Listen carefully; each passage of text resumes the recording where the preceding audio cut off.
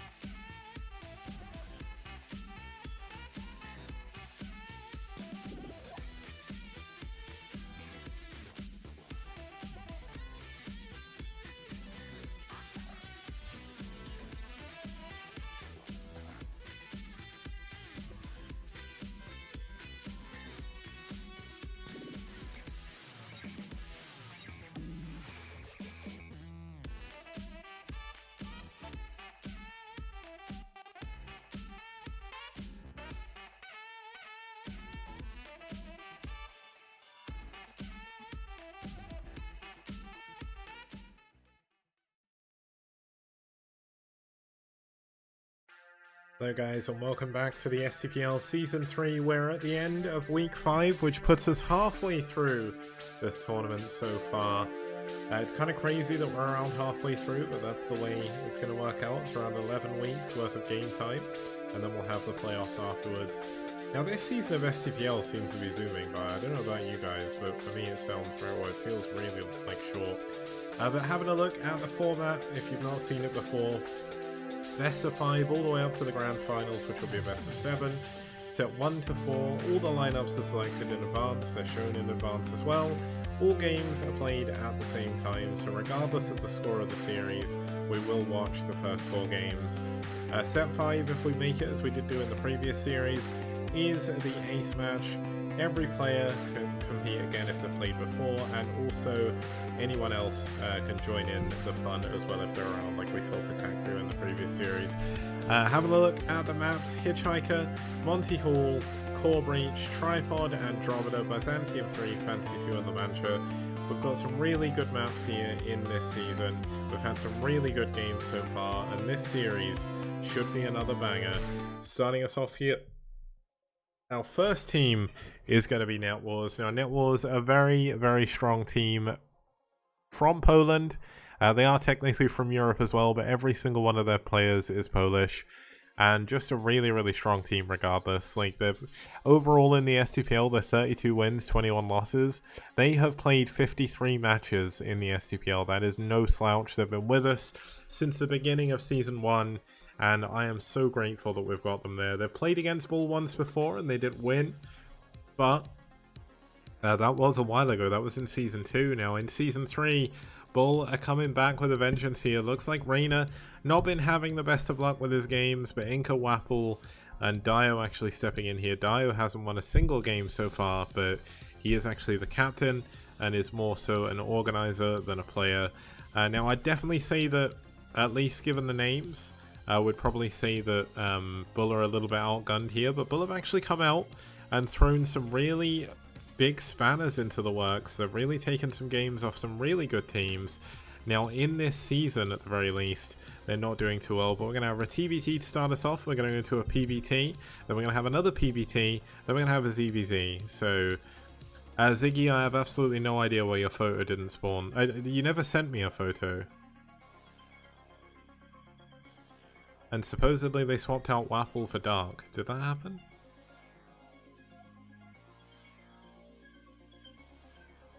Yes, yes it did. So if you give me 1 second, I'll fix that. I had one last season. No, I didn't. I never had a photo for you. I'm fairly certain I never had a photo for you, because you never sent me one.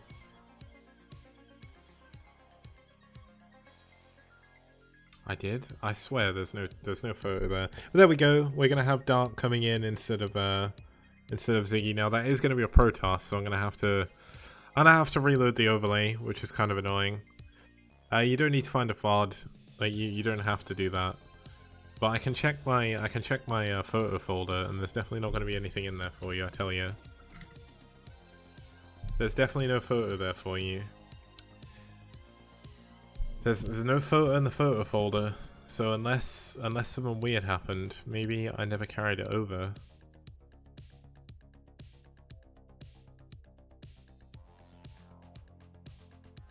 That would be weird, but it wouldn't be the first time something weird's happened, to be honest.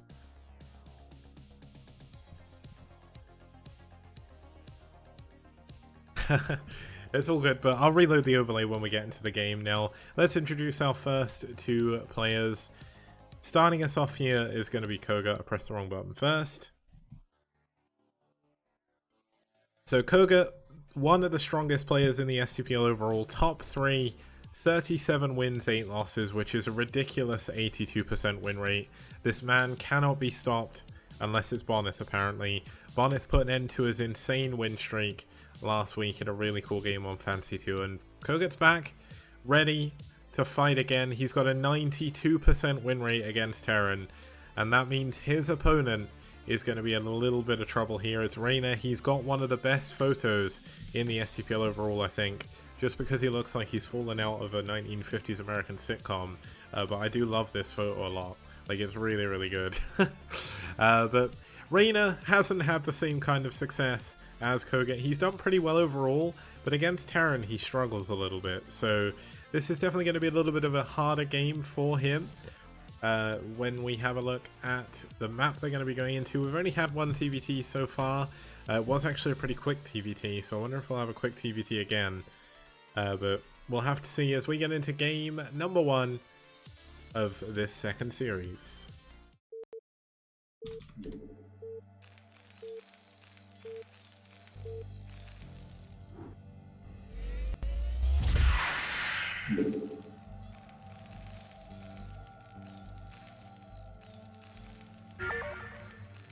Okay, so the game has begun, and starting us off over here in the top right hand position, we do have in the red, this is the top left hand position, isn't it? It's going to be Rainer.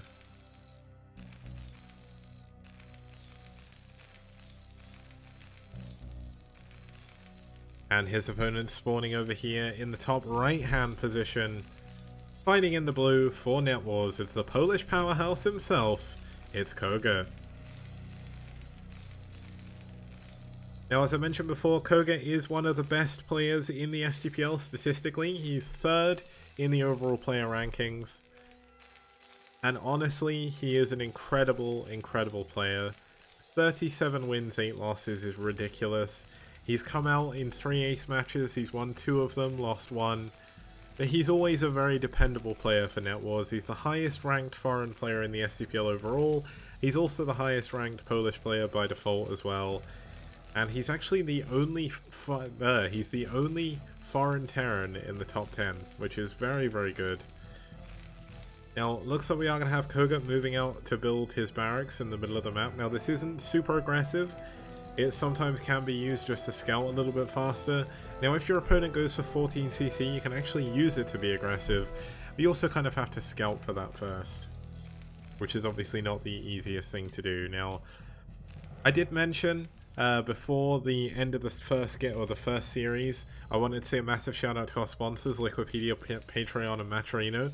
I also forgot to say a massive shout out to our sponsor, Esport Fund. That was what I was meant to say instead of Patreon, but if we actually have a look, Lucky Noob has made us a cheerful for this exact situation, as Rustbrain is carrying the STPL on his shoulders, and also a lot of foreign tournaments on his shoulders, by the way. Rustbrain, the Esport Fund, very, very, very generous, giving money to a lot of different tournaments, and without them, a lot of foreign tournament prize pool money would be a lot lower. And I think they're even sponsoring Custom Star League Season 3 as well. Yeah, really, really good. Now, we do have Koga scouting first. He does have a Marine here, which could actually go out and attack, but it looks like he's probably not going to do anything too crazy. He stops Rainer from building the CC for the time being, and Rainer does have to respect this SCV, because if he suddenly builds a bunker, you need to stop it. Like, you can't just let it finish. Yes, you can retreat up to your high ground. Yes, there's an expansion up there, but you don't want to deal with that. Look at that, Rainer actually skipped his Marine for a very, very long time. Now, his SCV is going to survive. The command center is going to get blocked again. And this could actually be one of the world's fastest TVTs, because I mean, this is not looking good for Reina right now. Koga has got a massive economy lead. There's a ton of lost mining time. Oh, the SCV micro pretty good there, getting a few hits off on that Marine, but you can see just how respectful Koga is of his opponent. He knows the SCVs are quite strong, and he is only fighting when he needs to. But look at this micro. It's so good here from Koga. And we've got a Marine actually looping in behind the other Marine. This is going from bad to worse here for Reina. I mean, Reina's still going to try and hold on. The Marine micro, though, has been stellar here from Koga. And Reina is even going to lose another couple of SCVs as well. Now, the bunker did get blocked. He does have his own bunker coming up. But is it even going to finish in time? Now, there are two Marines here. Oh my god, he snipes that SCV. What a shot there from Koga. Amazingly done. He's even going to block the bunker. No, he's not going to block the bunker, but... Okay, I mean, this is a little bit unfortunate, but it looks like he is just going to try and block the Marines from being able to kill his Vulture. But this Vulture is very unlucky. Does go down, and that was actually the kind of move that Reina needs to kind of bring himself a little bit back into the game. Now, Reina is down 5 workers already at the 4-minute mark, which means this is very awful for him. Koga getting ready to expand. Now, Reina, of course, will have his expand finish first. But we've obviously got a long way to go before that can happen.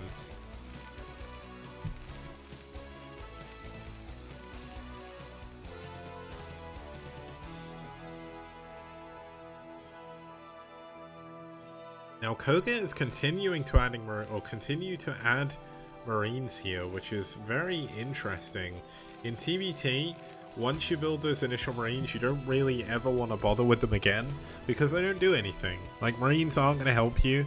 Maybe he's worried about his opponent going for a Wraith while he's going to push with these tanks. He's actually going to go for a Contain here, and you can build a bunker all the way back here, and it makes the Contain basically impossible to break early on. Xmog is asking what my actual given name is. I don't think I need to... Well, it's James, but I don't know. It's fine. Everyone knows casters like main names. It's all good. Okay, why is this tank not firing? Does he not have vision? No, he does. That was so weird. This is kind of reminiscent of when a Dragoon is attacking your bunker. You kind of need to respect it. You need to keep the bunker alive. But this is going to be 2 tanks soon, and we only just now have siege mode on the way. We've only just now got a tank on the way. And Reina is kind of going to find himself forced into siege mode and into tanks now, because there's absolutely nothing he can do against this Contain. Like, if he can get a tank on the high ground with siege mode, he can defend this. But until then, he has to hold on.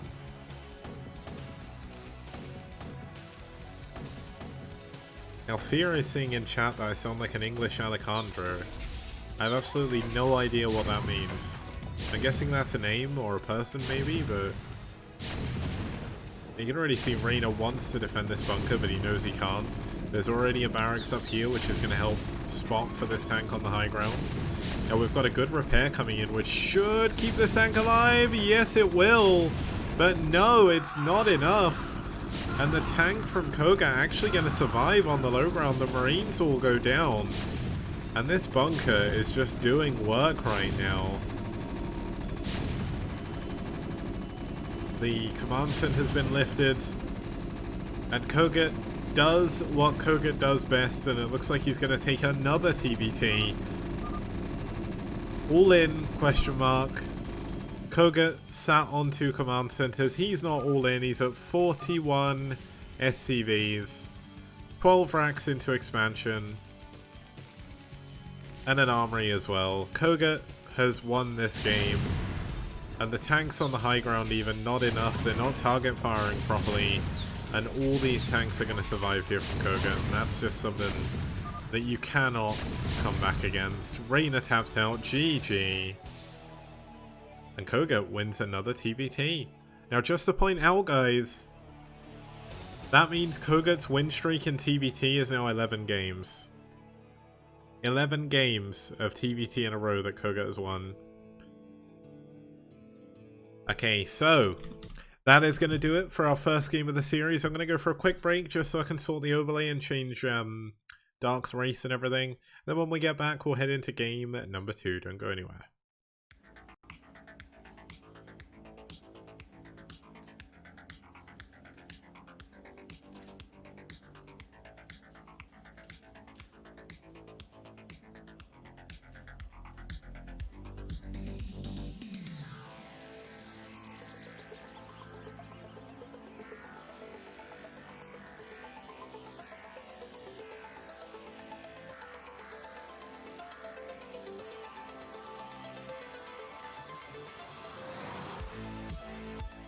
And people like Kix, for example, who has an encyclopedic knowledge of every map that's ever been released on StarCraft. And he's a map man!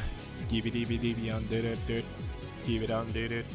Skibidi on did it. He's a map man! Ba-da-ba-da-ba-dee da ba-ba-da-boop.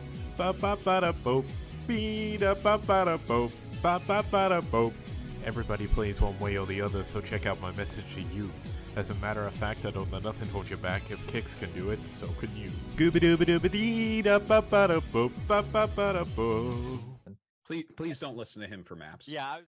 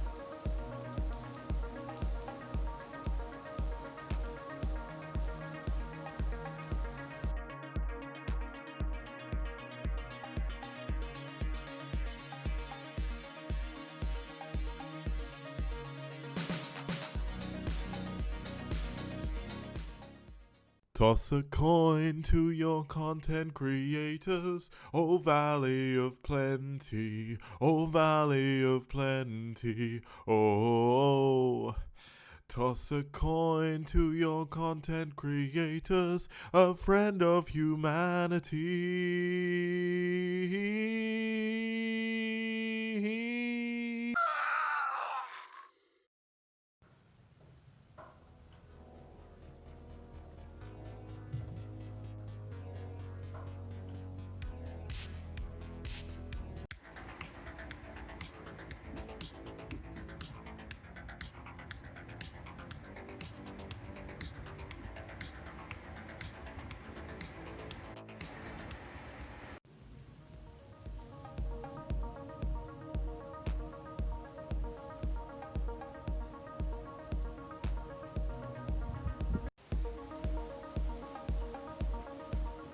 Okay guys, welcome back. We're going to be heading into game number 2 here between NetWars and BuLL. We just saw Kogut take a very convincing game 1 victory.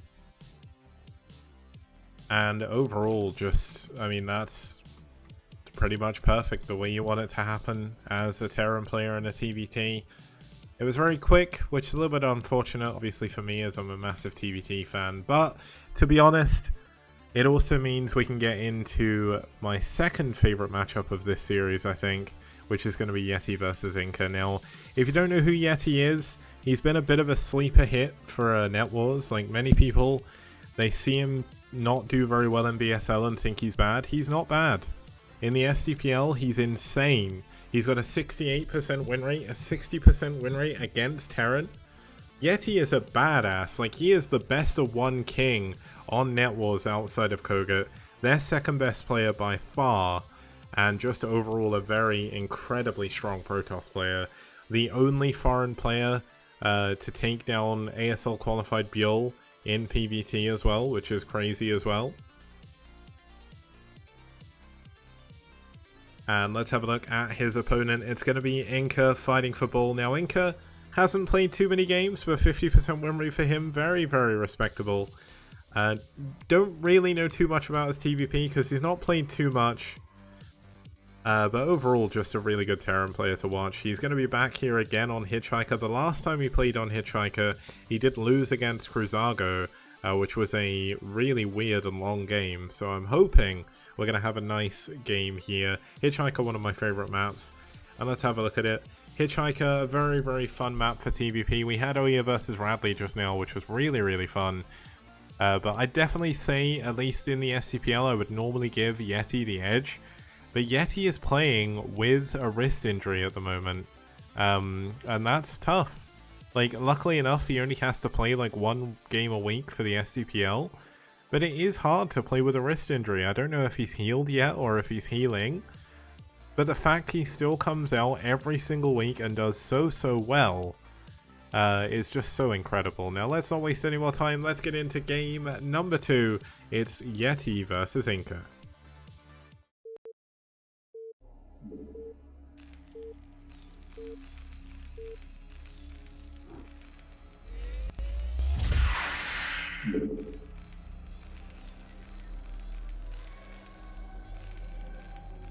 And it's just come to my attention because I completely forgot that I'm casting RCG tomorrow. I completely forgot. It's going to be early in the morning. It's going to be like 11 AM, I think. So I'm going to actually have to wake up in the morning at a respectable time. But I'll be casting RCG tomorrow alongside Horatoss, who is going to be casting on his own stream as well. That should be a lot of fun. That is an esport funded event. The Russian cyber game should be a lot of fun. But to get back into this game, starting us off here in the top left-hand corner, we do have Inca fighting for BuLL.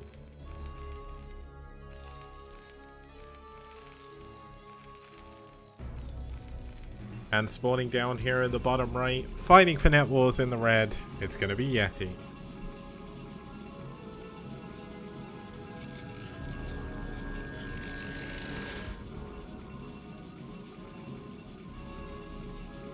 Now, I am so glad I checked Discord in that one moment because I completely forgot that tomorrow was the 30th of May and I said I'd cast.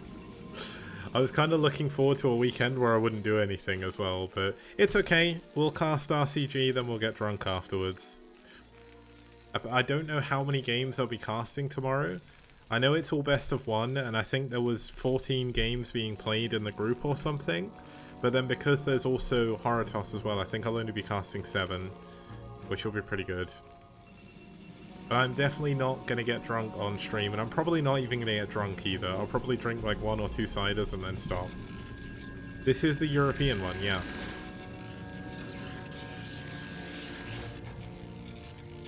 It's going to start at 11 my time, at least my casters. If they want me to start 11 CET, I probably won't even be awake yet, so yeah. I've been waking up at like 11 AM CET on the weekends recently. But what I'll do is I'll wake up, have some lovely breakfast, and then get ready for some lovely Brood War. But it'll be on this channel. I'll have the Russian Cyber Games logos and stuff all over the place, so we won't have the cool swanky STPL overlay. Which is a little bit unfortunate, but I'm really hoping it's not going to be 6 hours. 6 hours is too long for me to cast. Thing is, there'll be 7 games casted, or 6 games casted by me and 6 by Horatoss. So it's not too bad. But 6 hours is way too long for me to cast in one grow. That's why I stopped doing the Clash for Char. Like, it's just too much in one go.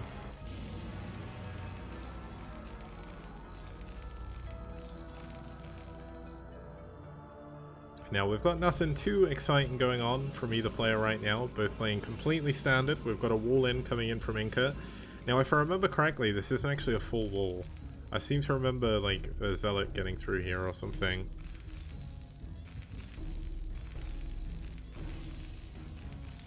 But the factory coming in here for Inca, looks like we have a Dragoon checking for this SCV.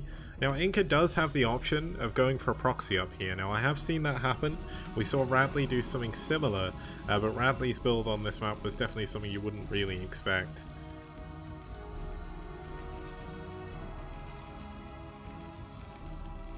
Now we've got a Starport coming in here from Inca, so it is going to be something a little bit different. He's going to go for a one base drop play here, but with 2 gateways coming in from Yeti, as long as Yeti defends properly, he is going to be okay.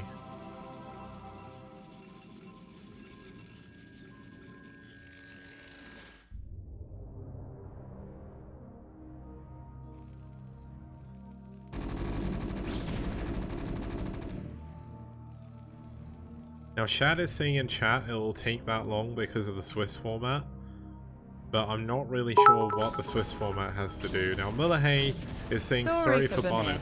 I don't know why he's sorry for Bonneth, but there we go. Thank you for the 200 bits.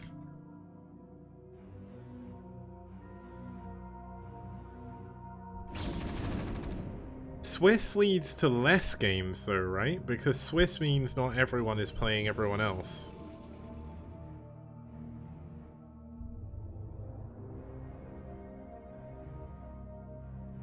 Like, you have less games overall, but here we go. Inca gonna push in here.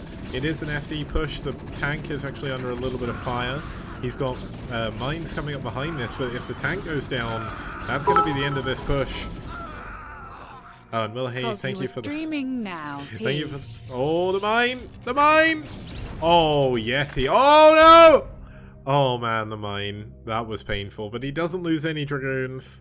He had the perfect micro. And then he runs into the second one. Very, very unfortunate. And Shad is pointing out that it's a lot of waiting around. Okay. Well, what my plan is I'm actually going to start my cast before the games. It's all going to be casted from replays anyway. So I'm hoping that by leaving an hour before I start casting, everyone will be in front of me.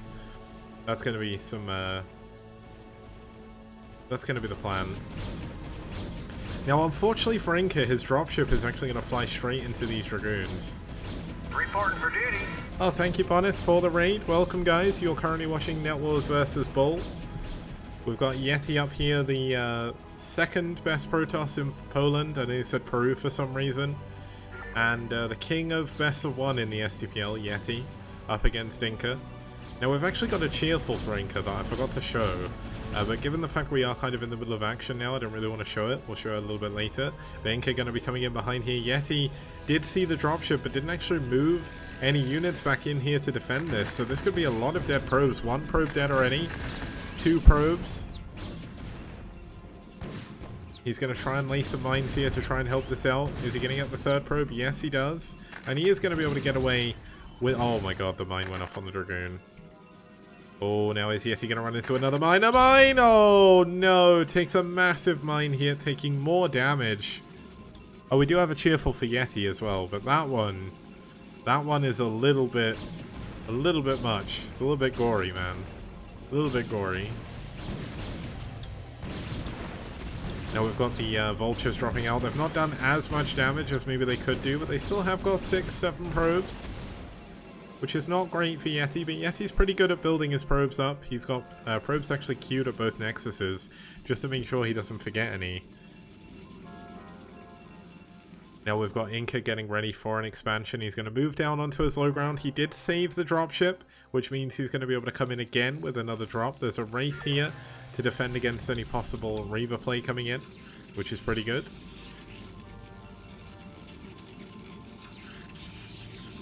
Second gas coming up here for Yeti. I imagine we'll be seeing him taking his 3rd base very soon as well. Yep, there's that probe going over there. Now we've got Inca actually playing very greedy. This is very risky to do, going immediately for a 3rd base. It is at mineral only. Taking a 3rd gas on this map is quite difficult for both Protoss and Terran. But look at this, 2 tanks on the high ground in range of the gas, going to block that. Now Yeti has got a lot of Dragoons up here, so he is going to be able to clean this down, and losing a single Dragoon so far. That was a very nice cleanup here from Yeti.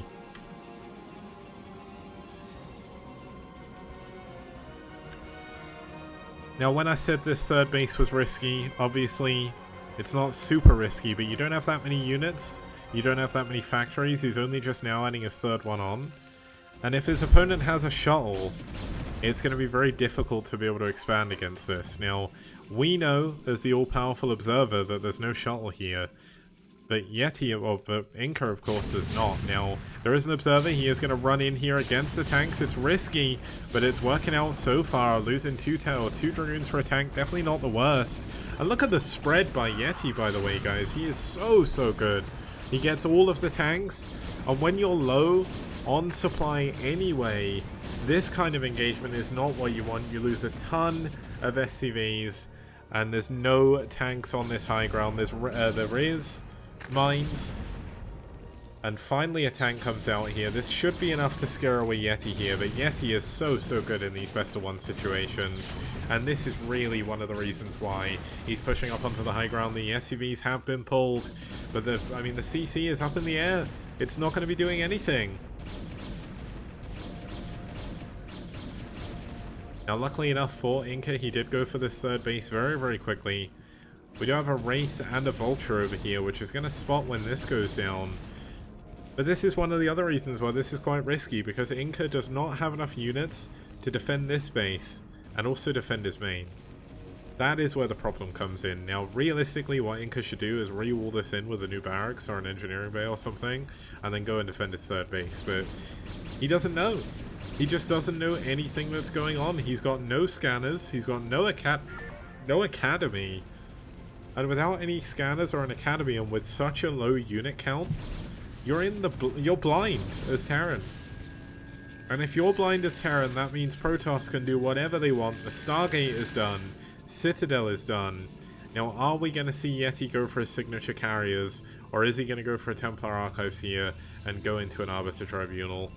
I reckon we'll see a Fleet Beacon. That really does fit Yeti a little bit more, I would say. But the fact he's gone for the Citadel is quite interesting. Well, the Dragoons did come in here again, did a little bit of extra damage to the command center. But it does look like Inca is going to be able to get down onto the low ground.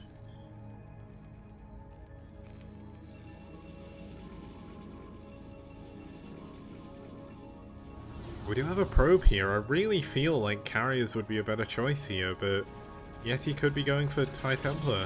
No, it is Fleet Beacon. There we go. So we've got another turret coming up here to try and help against any possible shuttles.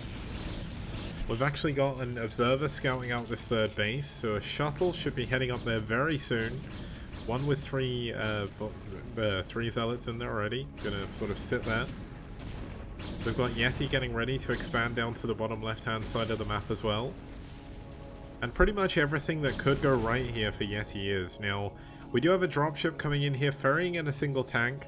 It does manage to get the probe, and he does, I think, now see the Fleet Beacon.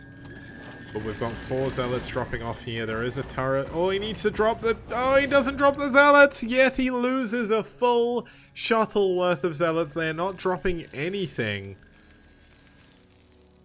And that's so risky. Like, that's a move that you don't want, and Inca is going to be feeling like that was a gift from the gods there, as that's exactly what he wants to happen.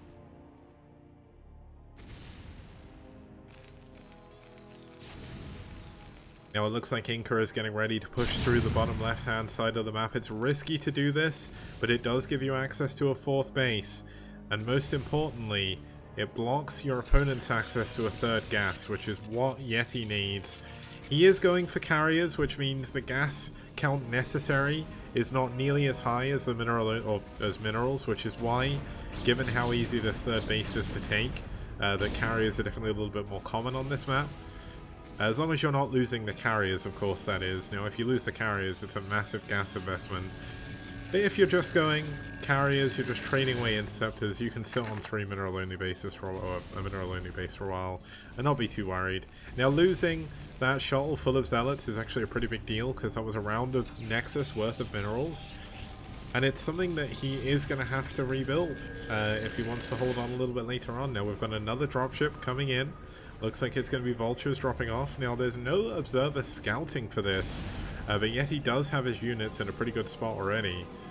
But looks like he is getting ready to move down to the bottom left. So this, I mean, this cannon is going to be important, but he could lose a lot of probes here.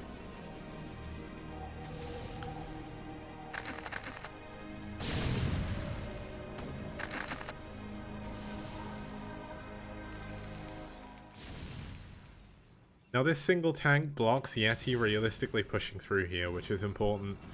But we've got those 2 Stargates up. We should have the first 2 carriers done. Interceptor upgrade is done as well. Back at home, we have 2 tanks and no Goliaths being built, so he did not see the fleet. In fact, he may have seen it and he's going into Wraiths. So we're going to see a Wraith play coming in from Inca. Now this is actually very risky normally, but it's even more risky on this map because you don't have a 3rd gas. You do not have the gas to go for Wraiths on this map against carriers. You need Goliaths. But then the trouble is, Goliaths are so bad at pathing on this map, the Wraiths are technically a better choice. So if he can secure his 4th gas, or his 3rd gas, and if he can secure this base, and block Yeti away from the bottom left, he can actually win the war of attrition here, but it's going to be tough. The longer the game goes on, Inca is on a timer. The higher the carrier count gets, the worse it gets for Terran. Now, it's not unwinnable if your opponent gets over 6 carriers, but it definitely becomes a lot harder. And, I mean, Yeti, he took down an ASL qualified player in the late game with his carriers. He can carry a micro. He's got some of the best carrier micro outside of Korea for sure. But the bottom left-hand base is going to be taken down. Inca definitely playing to the map, playing very strategically, very tactically as well. And the probes are forced away for the time being.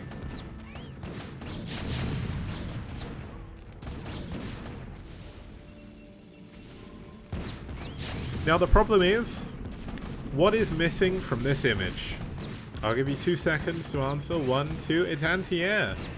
Now there's a couple of turrets coming in here, but they're going to be mincemeat for these carriers. The tank's going to start to go down, and this is most of Inca's army. Inca's army is mostly in this bottom left-hand corner, and he needs to get out of here because these tanks are going to die. 2 turrets are not enough. Now if Yeti just targets them down, the turrets, he's going to kill them, but he's not worried. He knows the tanks are way more valuable than any possible interceptor cost. And there we go, the turrets are down. More tanks are going to die. We've got another, I thought there was a dropship coming in, but it's not. And if he clears this lot out, what else is there left? There's some vultures coming down here as well. They're going to be no problem for these Dragoons to deal with. And the bottom left-hand side has been cleared again. Yeti going to send a probe immediately. No, that's a carrier. And guess what? You've opened the back door into your base. As Inca, how do you defend this? You've just lost all of your tanks. You've got 5 in your main with 3 Goliaths and 2 turrets. That is not enough. If Yeti pushes now, he has an unbelievable timing ahead of him. Upgrade-wise, it's +1 against 0-0. And if you do not have Goliath upgrades against carriers, I hate to tell you this, but you are not going to win the game. It's +2 attack for these carriers as well. Just to confirm, there we have it. And these tanks are going to be absolutely annihilated. The Zealots getting in here as well. The Goliaths are not going to be able to stand up against the Zealots and the Dragoons.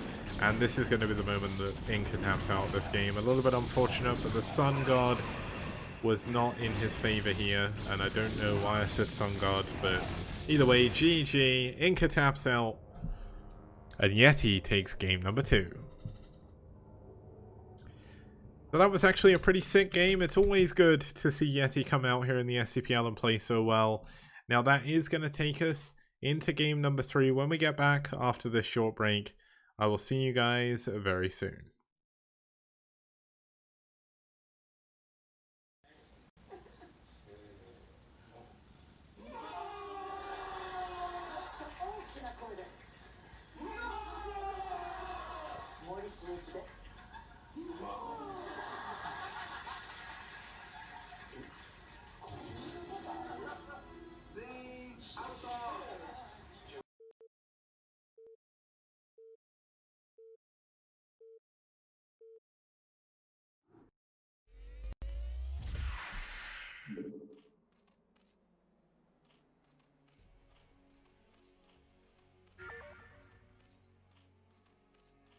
Okay, starting us off down here in the bottom left-hand corner as your Black Zerg here. It's going to be Dog fighting in the 9 o'clock position.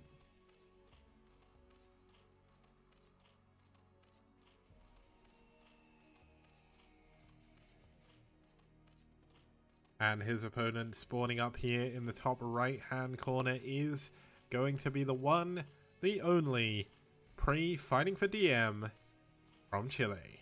You're going to be heading across the map. And they're going to see if they can make it in. Now, no way is Pre going to hide a base in the other main. That is so ridiculous. Caught off guard. The mutas are going to die.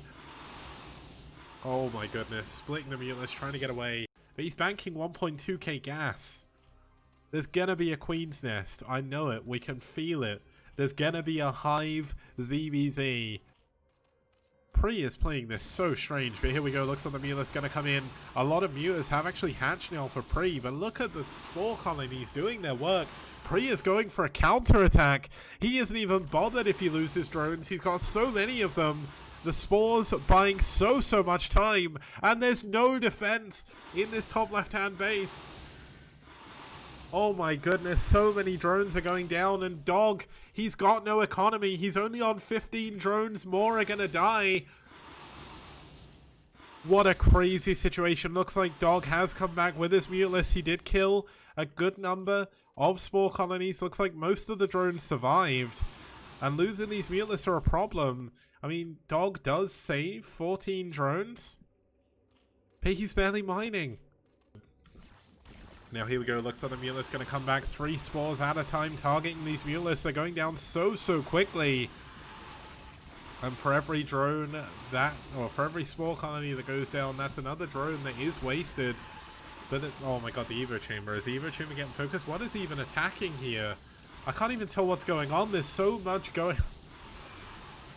So many glaives everywhere. Pre is holding on. Oh my god, Dog's units are slowly starting to fall. He's trying to get the gas. He thinks this is the only base. Wow, this is such a crazy ZBZ. What an absolute treat to have in the first series of the STPL Season 3. The spores are going down. Dog thinks he's at an unsurmountable lead here. He's like, I'm on 2 base, you're on 1. I've killed all of your spores. You've got no gas. What are you going to do? Little does he know, Pre's got another base. Okay, that base is going to get spotted, surely. How did Dog not see that base? Oh my goodness. Only got 2 carapace here. Still no Queen's Nest. Still... Oh! Queen's Nest. Okay, we're doing it. Double Spire Queen's Nest Hive. 18 minutes into the game. He banked about 2k gas. And it's Hive time. Oh no! Oh, Dog scouted it. He's finally seen the base. He's probably kicking himself right now. My goodness.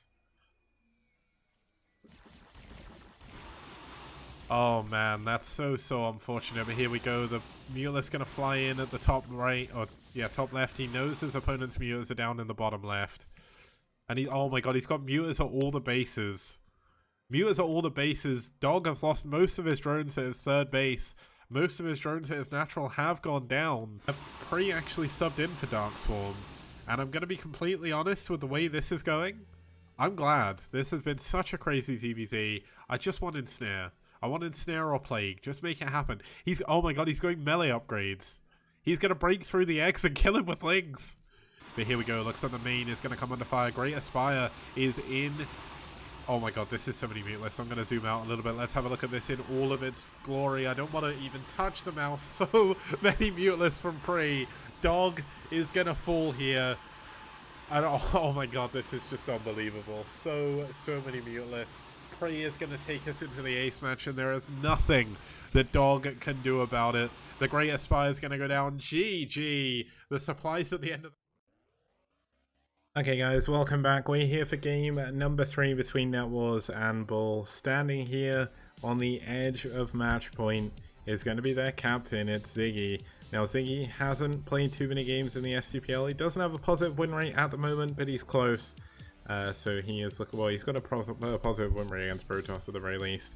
His opponent, who needs to win this game if he wants to keep BuLL's hopes alive in this series, is going to be Dark. Dark is a Protoss main who plays ZVP, but we've got him playing Protoss here against Ziggy. He's actually got a 50% win rate against Terran, so I'm kind of excited to see these two play against each other. The map they're going to be heading into is Fantasy 2. If you've not seen this map before, it is a mix of 4 different maps from back in the day. Ride of the Valkyries, Nostalgia, Sin Gamer Guan, and Legacy of Chart. And there we go. It's a pretty interesting map. I'll tell you where they're spawning. They're spawning in the Nostalgia and Legacy of Char positions, which is very good for drop play from the Protoss side. So as we get into game number 3, let's have a look.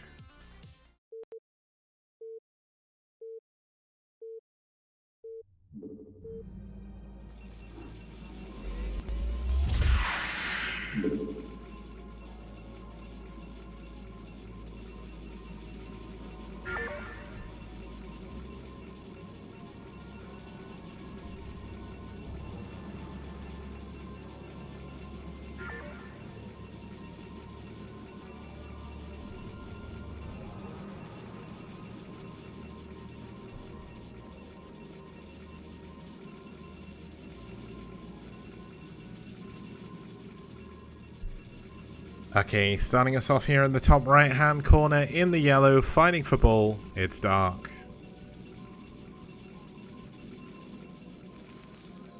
And his opponent spawning up here in the top left hand corner, fighting for NetWars in the orange, it's Ziggy.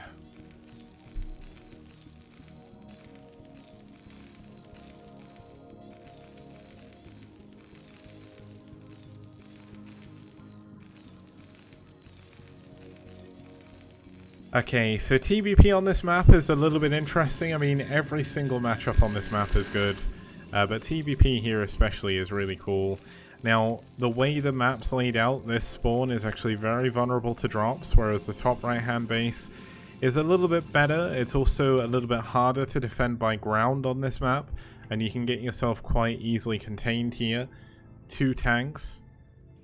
So you do need to be careful as Protoss. Now, it is a very hard map to take an expansion on, but given the rush distance is so long between these 2 spawns, I get the feeling we're going to see probably both players go for drop play of some kind here. Probably Reavers coming in from Dark, and probably a dropship and a Wraith coming in from Ziggy. But we'll have to see. Probe scouting first. Looks like the SCV is going to scout last, which is a little bit unfortunate for Ziggy here, but this is actually a pretty quick scout for TVP, going out around 13 supply. I mean, it is normal, but it just feels a little bit early.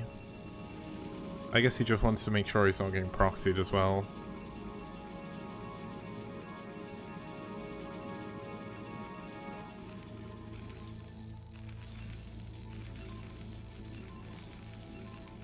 Look at Dark, just being as annoying as possible, attacking the drones on the gas line. So frustrating to deal with. It's not really a major deal whatsoever. It's just really frustrating to know there's a probe there and you have to deal with it. But Dark doing a pretty good job. He's moved his probe out of the way, so it's not going to take any hull damage from the Marine. Factory coming in here, and most importantly, Ziggy has not pulled off of gas, so there is going to be either a second factory coming in here or a starport. Now, I think a starport is more than likely going to be the case, as this is a very good drop map. But the probe going to get back into the base. He's going to see that people have been taken off of gas, so he's not going to know exactly what's going on. But are we going to see the SCV move behind a starport down here? No. He's actually just going to go for the scout here. And look at this. The probe's going to get away.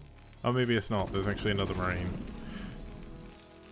Now, Ziggy put back on in gas while Dark was in his base, and he saw no command center. So Dark should know that he is about to get dropped. The starport starts as soon as the probe is dead, and this is going to be a very quick drop. Not the quickest you can get, because he did have to delay his dropship and things like that. But Ziggy's actually going to be able to get a full scout as well. Is 2-gate Power Goon going to be coming out from Dark? No expansion just yet, no robo.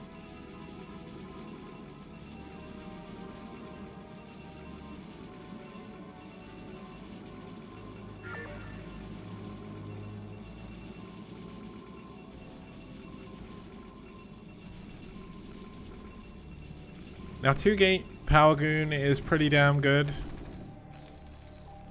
And we do have a Dragoon in the main. Somehow this managed to get past the 4 Marines. So he's going to get a further scout. Dark has just been in perfect information all game. Like, it doesn't matter what Ziggy wants him to know. Dark just knows everything anyway.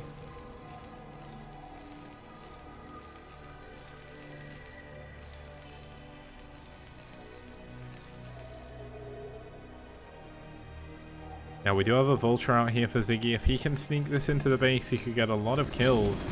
Look at this, the Dragoon ran into the base against 4 Marines. And he killed his own Marine by accident. Oh no.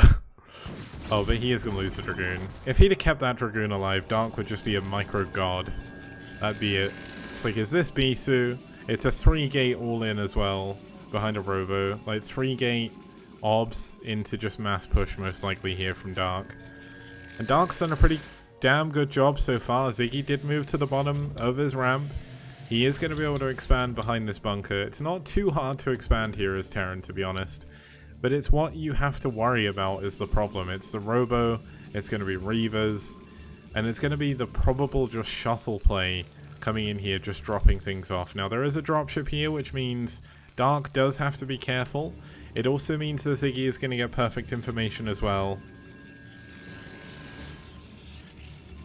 And Ziggy's doing a pretty good job so far, all considering. I mean, he's playing with his opponent having perfect vision of what he's doing, given the fact that he's been scouted so many times.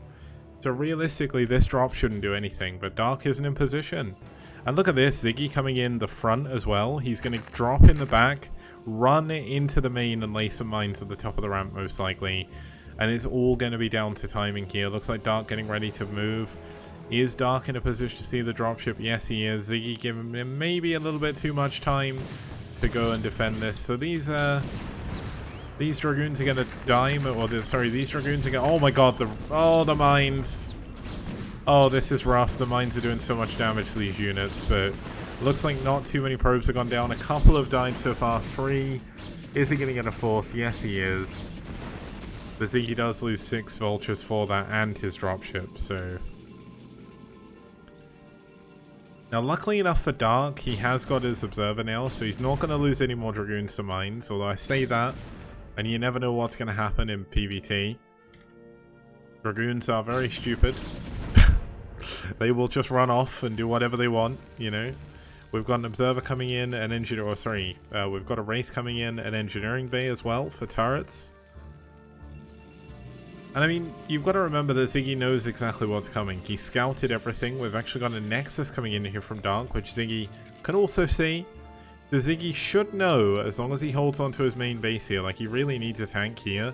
If you get a tank in this position, you defend this entire area. So, I mean, he's got his tanks in a bit of a weird space. It's also going to be very hard to defend his main if he gets dropped with his tanks up here, but...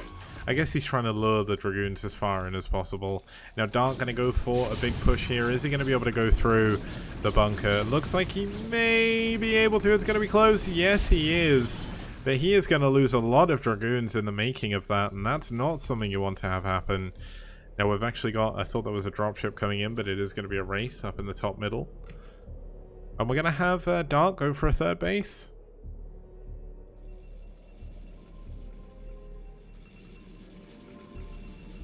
Now, still no Robo support base, so there's no Reavers coming in here whatsoever. There's no shuttle either, which is very interesting. Now, Ziggy finally has a tank in that location. Makes it so much easier to hold on here. And it also gives you a little bit of protection in your main, a little bit easier to get to. Now, there is a Marine scouting for this 3rd base, but he's not going to see it. If he moves in at the right time, he can maybe, like, after about 10 million years of the Marine shooting the Nexus, cancel it. But I don't think we're going to see that. And there's a Forge, so Dark is getting ready to take this for the late game. Now, the important thing to remember, guys, is this is match point here for Ziggy. So if Ziggy can win this game, he's going to win the series for NetWars. And NetWars are in need of some wins. Like, well, I say they're in need of some wins. They're actually doing pretty well. They beat White Clan last week. No, 2 weeks ago. But they lost their other 2 series, so... They've got to claw their way back up if they want to make it into the playoffs at the end of the season. I mean, NetWars have always been a very strong team in the STPL.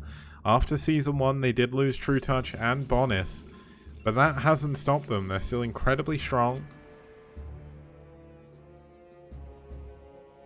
And they're doing pretty well for themselves.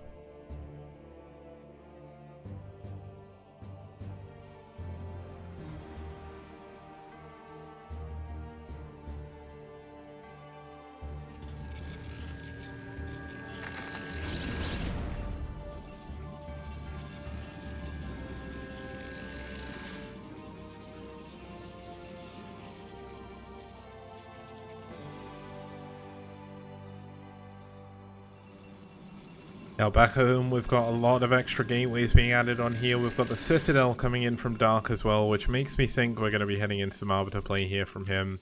Now carriers in this position are actually the best choice, but recall here can be very, very good as well.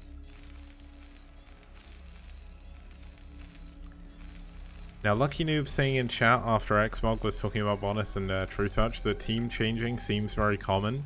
It's actually very rare. It's very rare you'll have players in the STPL go from one team to another. Oh, thank you for once again. STPL, STPL, STPL. Thank you once again, Mullahay, for the 100 bits, man. Means so much. Now looks like we are going to have Ziggy push out here. This tank on the high ground really going to be shoring this up. And if he moves far enough forward, he can secure a third base here.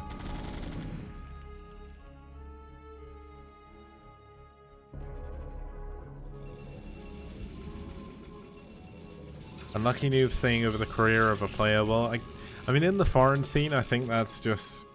it's to be expected given how short lifespans teams have actually had. There's been a few that have stayed around forever, and especially since like there's been a lot more team leagues. Like BWCA like, has existed forever, but with STPL as well, like bringing a lot more money to the table, I think it's made a lot of the already stable teams more stable. But there are a lot of unstable teams in the foreign scene. Like, that's why it's so hard to like invite new teams in. Because like I did it in Season 1, I invited SK, I invited MSJ, and they just didn't stick around. But the teams we've got in the STPL now, they're very stable, their management is very good, and just overall they're just really good teams. So I'm really, really thankful I've got these teams to work with, because if it wasn't for the teams, we wouldn't have the STPL. That's just how it is. I've always preferred team leagues to solo leagues. I do like the BSL, of course, but I mean, if I liked solo leagues more, I'd host one, but I think the team atmosphere is so much better. Now this third base, to point out, is in fact a mineral only, in case you don't know, along with this one as well. To get another gas, you're going to need to head towards another main and natural combo, so looks like that's exactly what Dark is getting ready to do. Now back at home, the Templar Archives is on the way. There's no fleet beacon, so it is going to be an Arbiter Tribunal after this. Although it's not yet started, which is interesting. Oh, I get... oh yeah, you go for Stargate and Templar Archives at the same time.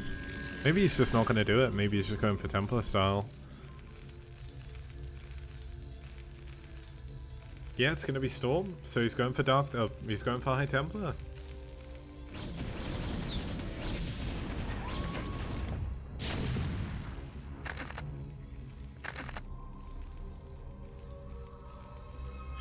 Now we're getting ready here for Ziggy to push out a little bit more. His supply isn't super high, but the tanks he has are quite strong. +1 attack is done.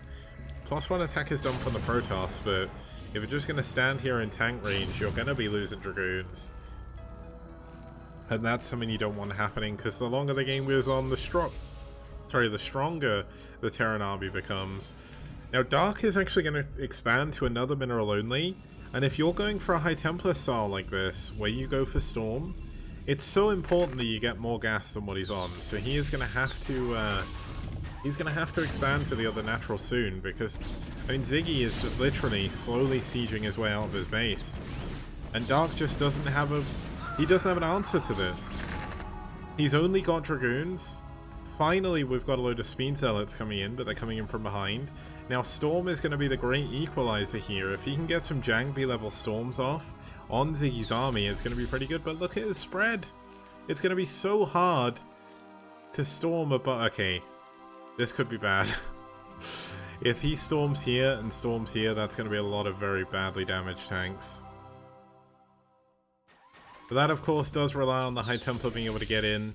Now Ziggy, if he can get some shots off on these High Templar, it's going to be pretty good. He scans, he sees them coming in, and that is the important thing here. Now let's zoom out, let's take away the rest of the overlay, and let's have a look at this battle in its all encompassing glory. Now this is a ton of Storm on this high ground.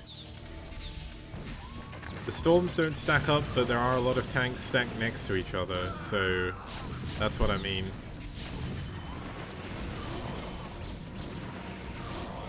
Oh my god, Ziggy actually getting a lot of the High Templar with his Zealots. with his vultures even. And that's going to make this so much harder for Dark. Dark is going to have plummeted in supply a little bit there. He doesn't have any Arbiter tech. He does have it up, but there's no Arbiters out yet. It's going to be a while before they come into play. We've got a 4th base at the mineral only, meaning his gas is going to be a little bit lower than where he wants it to be. And Ziggy is going to be able to creep up onto this high ground and make things very, very difficult. Now, this is a very good position for Storms to come in. Let's have a look how this is going to go. Take away the other overlays so we can look at everything in its glory. The Zealots getting on top of the tank. Ziggy actually doesn't have that much back home defending. There's no Zealot or no Vultures here for some reason. It looks like Dark's actually going to be able to push through this army. The Storms doing an incredible amount of damage. But Ziggy does hold strong for the time being. But that was the kind of trade that Dark needed. He had to get that tank count down. And now Ziggy is going to have to go back. Ziggy cannot sit there. If he loses these 4 tanks, he's going to lose the game. Now Ziggy in the meantime is trying to expand to a 4th base down in the other main.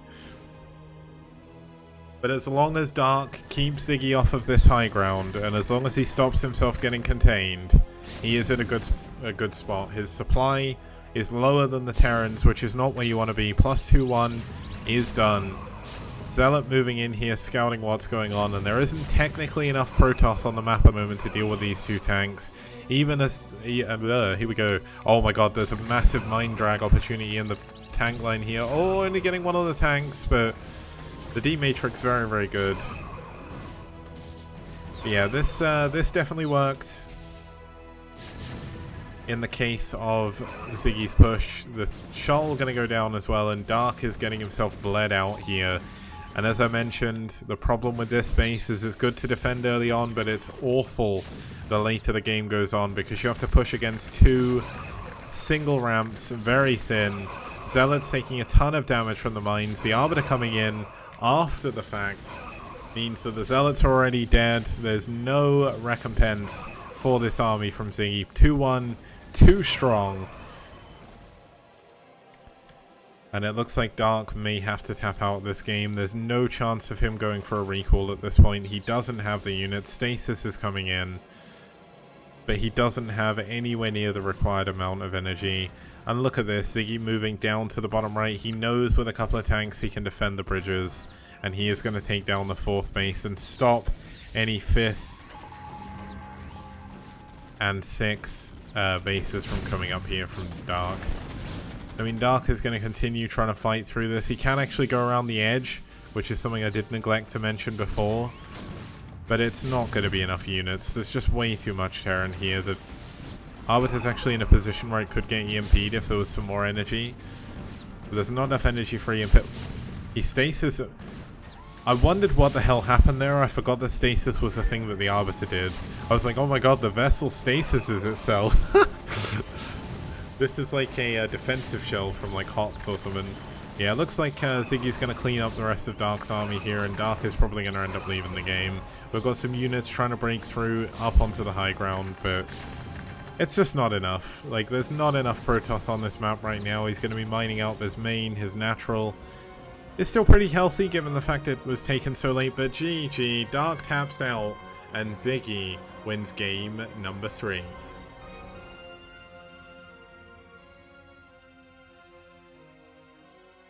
Now, one unfortunate thing about that game was it was not hosted on top versus bottom. Ziggy, I am very, very disappointed in you. Everyone else, there's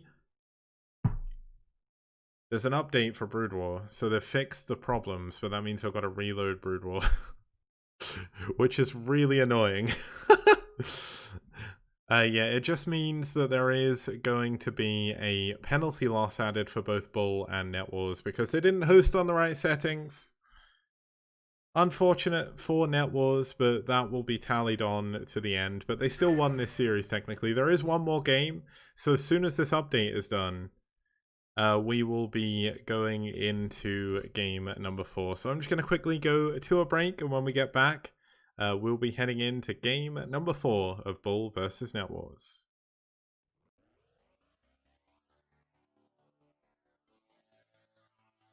STPL Season 3. Yeah.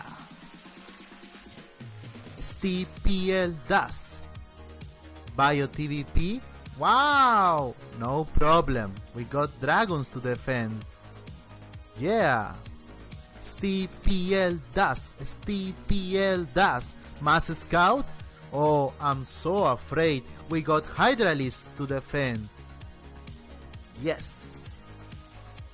STPL. STPL. Fantastic production. Fantastic casters. Fantastic prize pool. Only in STPL.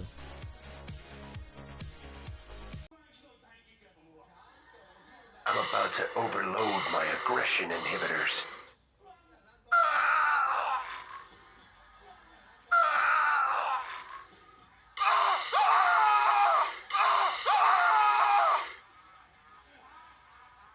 Tanaka Tai Kick.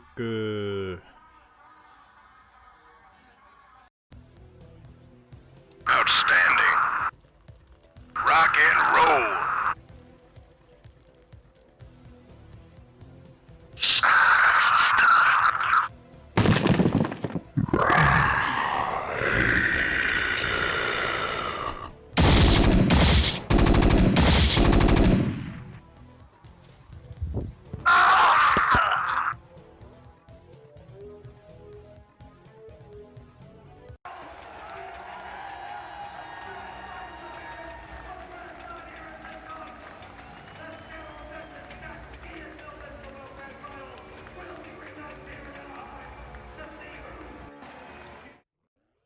Okay, starting us off here in the top wrong part of the oval. I'm looking at the game and there's no one even in the top left, so I don't even know why I'm saying top left.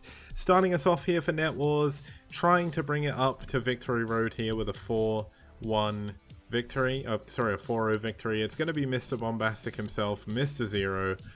I don't know why I said top left, but Mr. Zero, a very, very strong Protoss Zerg player. A very strong Polish Zerg player. As you can tell, I am losing my mind after the amazing game by Ziggy there. But Zero, very, very strong player. Looking forward to seeing him play here. He's going to be playing against Dio. Now, Dio is not a very strong player for BuLL. He is their captain. He's more an organizer than a player. And he's not won a single game in the STPL so far, but still out here representing his team, trying to bring a little bit of pride back into the roster for the end of the series, because they need some wins. They need it. They need the wins in the series. Let's have a look at the map they're going into. Somehow we're going into another ZVZ on Core Breach. Now, this is definitely not something I would expect to see so many ZVZs here, but Zerg have been doing pretty well on this map so far. So let's see how we do as we get into game number 4.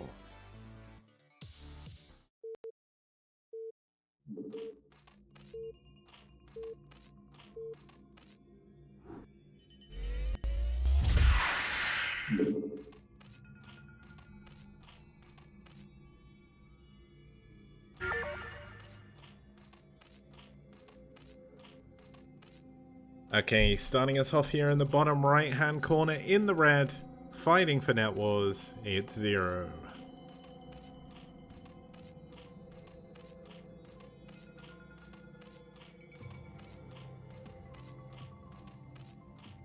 And starting us off here in the top right hand position in the blue, fighting for BuLL, it's Dio.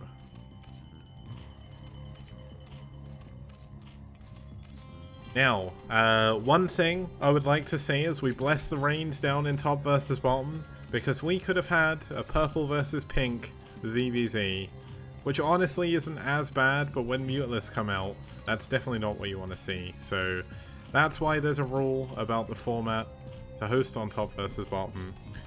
The last 2 weeks we haven't had a single game which wasn't top versus bottom, but it is the same person, I think. At least as far as I'm aware, it's Dio playing. Like, no one said anything about it not being Dio. He should really be playing under his Dio name. But he did... Wait, what? This is so confusing. He said sub for Conan. Oh, and... I'm so confused. Okay, so we've got a 12 pull, 12 gas coming in here from Mr. Zero. We've got a similar build, but ever so slightly different here for Dio. Unless Conan... The way it was reported made it look like Dio was playing, but maybe this is Conan. Maybe it's a different person. I'm actually going to double check. Hold on. We won't miss too much, which is good. Dio sent me their full roster. I wonder if Conan's on the roster.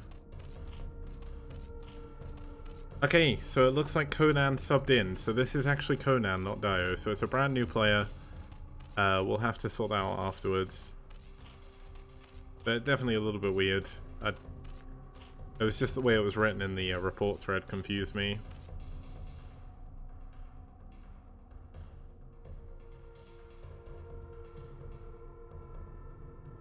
Now both players going in for a very quick layer here. We've got Mr. Zero going for an expansion. Very, very quick expansion here from Zero. Looks like we are going to have Conan doing the same thing as well. Which is pretty good. It's very easy to expand on this map as it gets hard for Lings to attack those bases as well. Now Zero has definitely got positionally the better second base because it is further away from his opponent's main. Whereas if Zero wants to attack Conan's main base, he's going to have to fly past the natural. Now Zero's going to see this with his Overlord as well, whereas Conan is going to have no idea about this base in the bottom left. The Overlord is nowhere near in a position to go and scout that whatsoever. Now we've got a Spire coming in here for Conan, which means his lair was a little bit quicker, whereas Zero's is going to be a little bit later. But given Defender's advantage, this shouldn't matter too much. Spire coming in from Mr. Zero as well. Now the one thing that you can say about this map, if this was a normal map and you built your Spire out here like this, it would die to Lings. But this is in a Coven. This is Core Breach.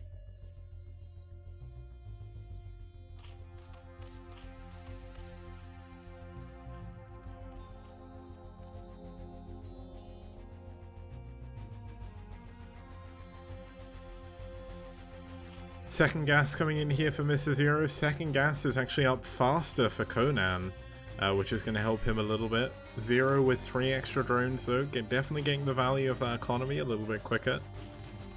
And with the Spires finishing, it looks like we're going to be heading into a Muta War here because, I mean, that's normal ZVZ anyway, but the benefit of the fact this is a semi-island map, both players have skipped going for Lings completely, and this is actually going to be a pretty high economy ZVZ given the circumstances. Now Zero playing a little bit cheeky, taking the other main, pulling a Pre, although not quite in the same way. Now this is a very greedy third hatchery, because if this gets scouted, it dies. But if Conan sends all of his Mutalists over there, Zero flies in and kills Conan. So it's kind of, it's risky, but it's also good, because it gives Conan somewhere else to focus on. And as long as Zero can keep Conan's Mutalists away from his main, then he is going to be in a good spot. But Zero is actually finding himself in a little bit of trouble here. The Mutalists are a lot faster here from Conan.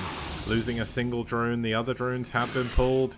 A Scourge goes off immediately, and it looks like Conan may just have too much in the air already. Zero is finding himself in an awful position Mutalist-wise. It's 5 versus 1. A second Mutalist is coming in here, but that's not enough. He loses another one, and it looks like Zero may just lose the game right here, right now. The Scourge under the Disruption Web still able to go off. And it is still 5 versus 1 when it comes to Mutalists. 2 more Scourge coming in. He is going to clean up a couple of those Mutalists.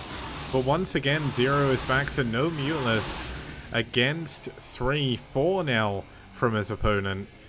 And Zero has lost his drone advantage. He went for it. Well, he had a lot of lost mining time as well. And even though Zero has this base in the top left, he's got no real way of dealing with Conan's Mutalists. Yes, he's throwing Scourge into them. But Scourge, unlike Mutalist, they're one-time things. Yes, you kill the Mutalist, but it doesn't get you any closer to getting ahead in the air war. More Scourge connecting as well. Conan definitely not the best Muteless versus Scourge micro in the world, but there we go. GG. Zero cannot hold on anymore. There's too many Muteless from Conan, and Conan is going to give the win to BuLL to round out the series. So it's 3-1 in favor of NetWars. Now, I need to quickly fix something with the overlay before we bring up the results, so we're going to go for a very, very, very short break. It'll be like literally a minute or so, so don't go anywhere. We'll go through the results and we'll close out the stream. Thank you so much for joining us. We'll be back in a second.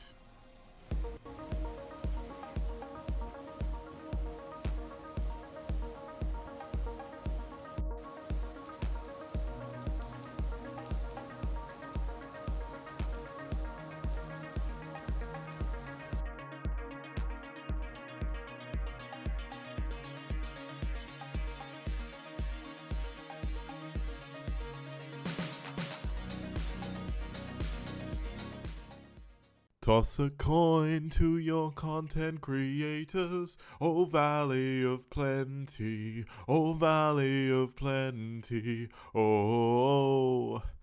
Toss a coin to your content creators, a friend of humanity.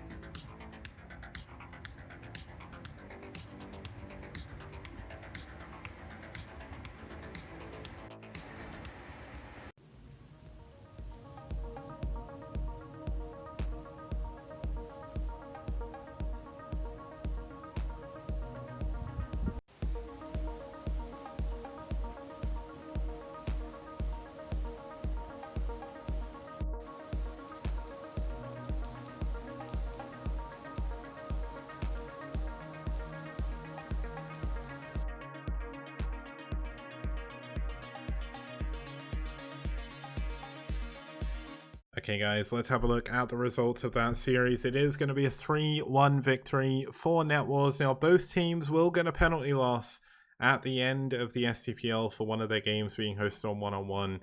It's only the fair thing to do given the fact I gave the teams a good talking to before. We also waived some penalty points from before, so a little bit unfortunate we're going to get some penalties given out, but the rules are there for a reason. And it is Season 3. I haven't had enough time to really make enough commercials or anything. But 2019 was the date that the video was taken. So that's why that says 2019. But either way, we are in Season 3. It's been a pretty good season so far. A little bit unfortunate for BuLL, but NetWars definitely needed that win. Now, I am going to quickly show you guys the team standings as well, just because it is the end of Week 5. We're officially at the halfway point of the group stage of STPL Season 3. And where are we going? We're going over here. So, at the top of the table with 6 wins, 0 losses, we do have Soul Gaming. IRK coming up close with 5 wins, 1 loss. With their win over Ash today. Eternal Friends in 3rd, Clan Revolution in 4th, Valhalla in 5th, Ash in 6th, Red in 7th, NetWars in 8th, DM in 9th, BuLL in 10th, and White Clan in last place. They did drop out of the STPL, so what I've done is I've added all of the losses to White Clan, and basically just given everyone else the win for it. It's been a walkover win for everyone over White Clan. NetWars and Eternal Friends did actually play them already. Both of them did win, so I didn't need to change anything there. But Red actually got an extra win from it, though they did lose to White Clan before. But overall, we've had a great series so far. A great season so far, should I say. A massive thank you once again to our sponsors, Esport Fund, Liquipedia, and Matcherino.